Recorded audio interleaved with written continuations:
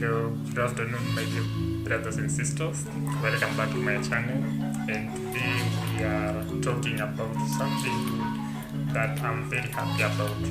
Hiyo issue ambayo tumehelp somebody by the name Kaluma and something so it is like when farmers meet together and decide to till a land and make sure they have planted something there. After a few couple of times, you will see some changes in that part of the land, and that is the spirit that we want, we as Kenyans, because we are one. It does not matter where you come from, the tribe that you come from, the country that you are coming from. We are people of the same blood. When you plant any part of your skin, you will see a red fruit.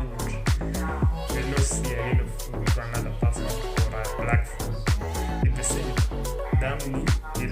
So we need to continue having that same spirit, and we go as Kenyans and as Africans at large. Thank you very much.